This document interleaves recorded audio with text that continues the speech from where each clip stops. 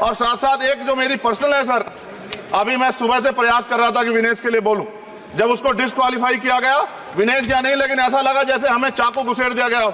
मेरे आज भी याद है उस प्रोटेस्ट में मैंने रातें काटी हैं और 4-4 गोली खाई मैंने।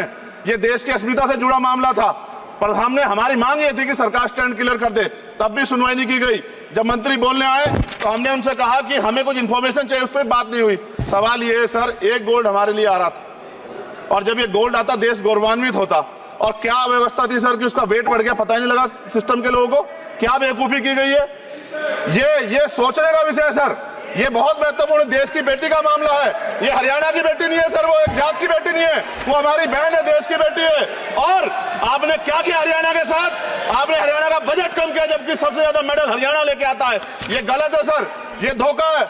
हमें इस बात की तकलीफ है कि विनेश जो है देश का नाम गौरवान्वित करती, इस देश का नाम बढ़ाती, लेकिन आज जो है अपमान का सामना करना पड़ रहा है। जब हमारे हितों की बात होगी हम जो है समझौता कर सकते हैं, लेकिन जब देश के हितों की बात होगी, बाबा साहब अम्बेडकर ने कहा था हम प्रथम और अंत्य भारतीय हैं। जब देश हितों की बात होगी, महिला हितों की बात होगी, महिला सम्मान की बात होगी, और हम कीमत चुका देंगे। सरकार के मंत्री ने क्या कहा कि हमने इतने पैसे दिए, एहसान क्या खैरात दी क्या आपने कोई? खत्म कर रहा हूं सर, खैरात दी क्या आपने कोई? इससे ज्यादा पैसे हम आपको दे देंगे, लेकिन आपको चाहिए था कि इस मामले को संभालते और देश का सम्मान बढ़ाते। आपने लापरवाही बरती, इसका खामियाजा हमें भुगतना पड़ा। मैं आपसे आग्रह करूंगा कि जब वो बेटी देश लौटे सर, जब वो बेटी देश लौटे, रुक जाओ प्लीज, प्लीज, जब वो बेटी देश लौटे, मैं आपसे आग्रह करूंगा कि स्पीकर सर यहां बुला के उसका सम्मान करें। हम सब लोग, वो देश की बेटी है सर, देश के लिए गोल्डन गर्ल है वो, उसका सम्मान यहां किया जाए सर, हमें चाहते हैं। बहुत बहुत धन्यवाद, आपने बाद में मौका दिया।